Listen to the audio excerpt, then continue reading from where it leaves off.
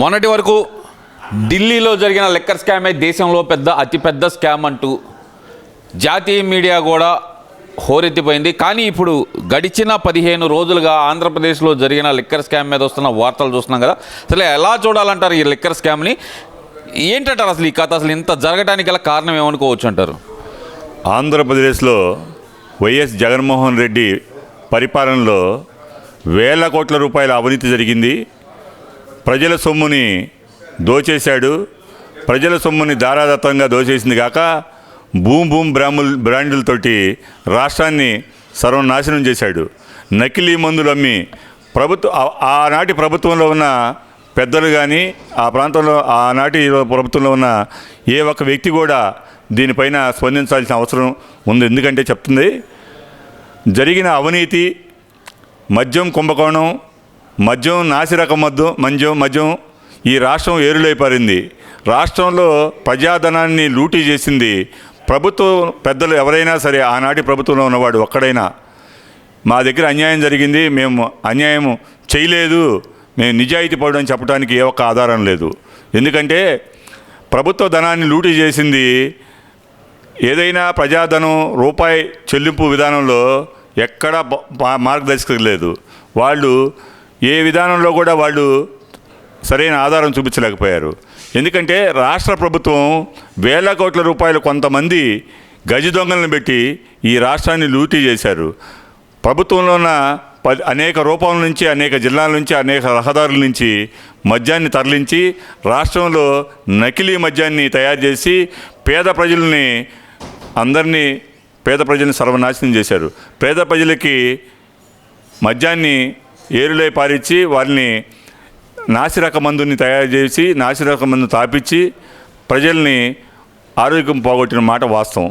అంటే ఇక్కడ ఇంకో విషయం కూడా ఏంటంటే, నేను జగన్మోహన్ రెడ్డి ప్రెస్ మీట్లో ఆయన పదే చెప్తుంది, అసలు లిక్కర్ స్కామ్ అంటే నాకేం సంబంధం, నేను ఒక బ్యావరేజెస్కి కానీ లేదంటే ఒక లిక్కర్ బ్రాండ్కి కానీ నేను ఏమైనా అనుమతి ఇచ్చానా, నా సంతకం ఒక్కటి ఉంటే చూపిండి అంటూ ఆయన ఓపెన్ సవాల్ అయితే చేస్తున్నారు కదా. నిజమే అనుకోవచ్చు అంటారా దాన్ని? జగన్మోహన్ రెడ్డి అనేవాడు లిక్కర్ బ్రాండ్కి అంబాసిడర్. ఎందుకంటే ఈ రాష్ట్రంలో, ప్రపంచంలో, ఆంధ్రప్రదేశ్లో జరిగిన కుంభకోణంలో ప్రతి పేదవాడికి కూడా తెలుసు. ఎక్కడి నుంచి చిన్న పిల్లవాడి కాడి నుంచి పెద్దవాడికి కూడా ఈ లిక్కర్ స్కామ్ ఎలా జరిగింది, ఇతను ఏ బ్రాండ్లు అయితే సరఫరా చేశాడు, ఏ బ్రాండ్లు సరఫరా చేయాల్సి వచ్చింది, ఒక నాసిరకం మద్యం ఎలా తయారు చేయొచ్చు, ఎలా అమ్మొచ్చు, ఎలా దోచుకోవచ్చు కూడా ఈ జగన్మోహన్ రెడ్డి పరిపాలనలో తేటా తెల్లటమైంది. ఎందుకంటే పరిపాలన పారదర్శకంగా ఉండాలి. మంచి బ్రాండులను ఇచ్చి ఎవరైతే రూపాయి పెట్టి కొనుగోలు వెళ్ళినప్పుడు వాడు ఏం కోరుకుంటాడు, మంచి బ్రాండ్ తాగాలి, వాడు తాగి ఆనందపడుతూ ఉంటాడు. నీకెందుకు నాసిరకం బ్రాండ్లు ఇచ్చి ఆ డబ్బును కూడా లూటీ చేసి పేద ప్రజల పొట్టగొట్టి, పేద ప్రజల ఆరోగ్యాలు జడగొట్టి, పేదవాడిని నట్టేట ముంచిన ఘనత ఆనాటి ప్రభుత్వంలో ఉన్న జగన్మోహన్ రెడ్డి, అక్కడ ఉన్న ఎవరైతే దాని సూత్రధారులు, పాత్రధారులు ఉన్నారో అందరూ నేరస్తులే. కడకు ఒక చిన్న తప్పు, ప్రభుత్వంలో చిన్న తప్పు జరిగితే అన్ని సంవత్సరాల నుంచి ఒక్క రోజు కూడా ఏ రోజు నువ్వు ప్రశ్నించకపోవటం ఆనాటి ప్రభుత్వంలో ఉన్న పెద్దలు కానివ్వండి, ఆనాటిలో ఉన్న ఏ ఒక్కడు కూడా ఈ నాసిరకం మందు జరుగుతుందని ప్రజలు గగ్గోలు పెట్టారు. ఏ ఒక్కరోజైనా దాన్ని మీరు ప్రజల ముందు ఉంచగలిగారా? లేదు. ఈ రాష్ట్రంలో ఇప్పుడు ఈరోజు కొత్తగా ప్రెస్ మీట్ పెట్టి ఈరోజు నేను సచ్యులుండి అంటే ఎవడు నమ్మే పొజిషన్ లేడు. ఎందుకంటే నాసిరక మందుకి బ్రాండ్ అంబాసిడర్ జగన్మోహన్ రెడ్డి. ఇంకా ఇప్పుడు ఆయన చెప్తుంది అదే కదా, ఒక్క బ్రాండ్ ఏదైతే ఇప్పుడు బ్రాండ్లు ఏదైతే చూపిస్తున్నారో అసలు ఈ బ్రాండ్లకి నేను అనుమతి ఇచ్చానా, నేను ఇవ్వలేదు కదా అని అంటున్నాడు కదా. మరి ఆయన అసలుకి పిచ్చాడి చేతుల్లో రాయి సందంగా ఆనాటి ముఖ్యమంత్రి, ఆనాటి పరిపాలకులు, ఆనాటి పాలనలో ఉన్న పెద్దలు, ఒక పెద్ద సలహాదారులు, దీనికి ఒక పెద్ద వ్యవస్థ, దీన్ని ఒక వ్యవస్థను తయారు చేసి లూటీ ఎలా చేయాలి, ఈ రాష్ట్రాన్ని ఎలా దోపిడీ చేయాలి, ఈ రాష్ట్రాన్ని ఏ రూపంలో దోపిడీ చేస్తే ప్రజల ధనాన్ని కొల్లగొట్టచ్చు కూడా తేటాలు చెల్లించిన మాట వాస్తవం. ప్రజల ధనాన్ని లూటీ చేసిందే కాక ఇంతమంది ఆరోగ్యాలు జరగొట్టాడు. ఇతని మీద మామూలు కేసు పెట్టకూడదు. ఆ ప్రభుత్వంలో ఉన్న పెద్దలు ఎవడైతే ఉన్నాడో ఎక్సైజ్ డబ్బుని కానివ్వండి, ఎక్సైజ్ ద్వారా ప్రజల ధనాన్ని లూటీ చేసిన వారిని తక్షణమే జైలుకు పంపించాలి.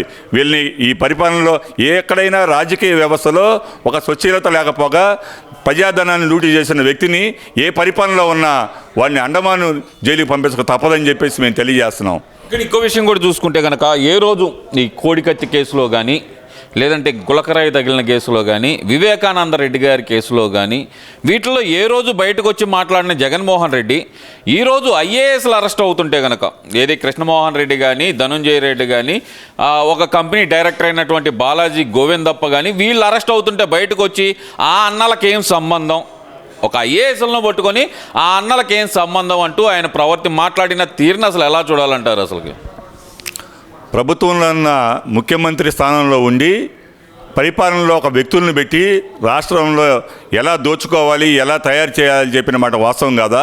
ఎందుకు వాళ్ళు అరెస్ట్ అయ్యారు? నీకెందుకు అంత బాధ? ప్రజలు ఏ తప్పు, ఇప్పుడు ఎవరినైనా నీ ప్రభుత్వంలో ఎంతమందిని అరెస్ట్ చేసావు? అసలు తప్పు చేయన మా నారా చంద్రబాబు నాయుడు గారిని అరెస్ట్ చేసావు. ఇలాంటి సామాన్య నీ వ్యక్తిగత సలహాదారులను పెట్టుకొని, వ్యక్తిగత వ్యవస్థను పెట్టుకొని రాజ్యాంగాన్ని తొంగలో దొక్కి నీ పరిపాలన సాగించిన మాట వాస్తవం కాదా? ఎంత పెద్ద నేరగాళ్ళైనా సరే చట్టం ముందు సమానులు గుర్తుపెట్టుకోండి. ఈ రాష్ట్రంలో ఒక కానిస్టేబుల్ కానించి ఐఏఎస్ ఆఫీసర్ దాకా ఎవడు తప్పు చేస్తే వాడు శిక్ష అనుభవించ తప్పదు. నీకెందుకు ఈ భయాందోళన చెందుతున్నావు? నీ పేరు ఉందో లేదో ప్రభుత్వంలో ఉన్న ఆనాటిలో ఉన్న వ్యవస్థలో ఉన్న లోపాలు ఏం జరిగినాయి అనేది ప్రభుత్వం తెలుస్తుంది. నువ్వెందుకు భయపడి ముందుగానే ఐఏఎస్ ఆఫీసర్లు తప్పు చేయలేదు, వాడు తప్పు చేయలేదు, నువ్వెలా నిర్ణయిస్తావు? నీకేం అధికారం ఉంది? అధికారం కోల్పోయి ప్రజలు నిన్ను సీటు దింపేసి నిన్ను కూర్చోబెడితే ఇంట్లో కూర్చొని కామ్గా వ్యవస్థ, నీ మైండ్ వ్యవస్థే బాగోదు, నీ మానసిక స్థితి బాగోలా. మానసిక స్థితికి బాగోకపోతే తక్షణమే ఎక్కడికైనా మంచి హాస్పిటల్ చూపించుకోగాని ఇలాంటి పిచ్చి పిచ్చి ప్రలాపాలతో రాష్ట్ర ప్రభుత్వాన్ని మీద కానీ రాష్ట్ర ముఖ్యమంత్రి గారి మీద కానీ అవాకులు చవాకులు పెడితే ఎవరు ఊరుకునే ప్రసక్తే లేదు. ఐఏఎస్ ఆఫీసర్లు ఎవరైతే ఉన్నారో ఆనాటి పరిపాలనలో ఉన్నవాళ్ళు నీకు ఊడిగం చేసిన మాట వాస్తవం. ప్రజలనే కాదు ప్రతిపక్ష నాయకులను కూడా గొంతు నొక్కి ఈ రాష్ట్రాన్ని ఎన్ని విధాలుగా ఇబ్బంది పెట్టారో, ప్రతి ఒక్క నాయకుడిని కూడా రకరకాలుగా పోలీసు అధికారుల చేత చిత్రహింసలు పెట్టింది కాక ఆనాటి పరిపాలన ఉన్న వ్యవస్థని పాడు చేసి వ్యవస్థలన్నీ నట్టేట ముంచేసిన మాట వాస్తవం కాదా? ఐఏఎస్ ఆఫీసర్ల చేత ఊడిగం చేయించి ఐఏఎస్ల చేత తప్పులు చేస్తే వాళ్ళు జైలుకి పోతారు. నీకెందుకు అంత బాధ? నీకెందుకు ఈరోజు బొలోమని ఐఏఎస్ ఆఫీసర్లు తప్పు చేయలేదు, నాకేం తెలియదు, నా సంతకం లేదు, ఎవడడిగాడు నిన్ను? సంతకం ఉందో లేదో అధికారులు తెలుస్తారు. నీకెందుకు ఇప్పుడే బయటపెడతావు?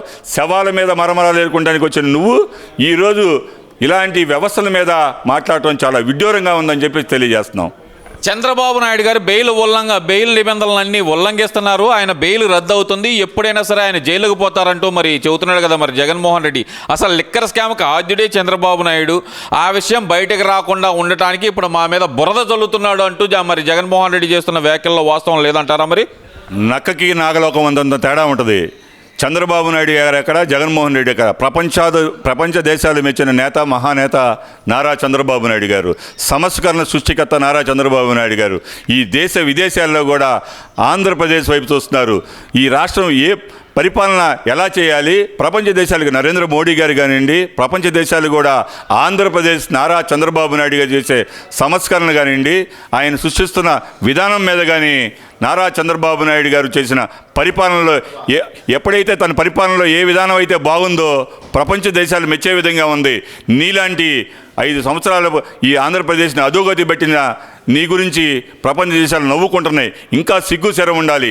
ఆంధ్రప్రదేశ్ చరిత్ర సృష్టించాలన్నా, ఆంధ్రప్రదేశ్ చరిత్ర సువర్ణాక్షరాలతో మిగలాలన్నా నారా చంద్రబాబు నాయుడు గారు ఒక్కడే ఈ ఆంధ్రప్రదేశ్ దిక్సూచి అని చెప్పేసి ప్రపంచ దేశాలు చెబుతున్నాయి, ఆంధ్రప్రదేశ్ ప్రజలు చెబుతున్నారని చెప్పి తెలియజేస్తున్నాం.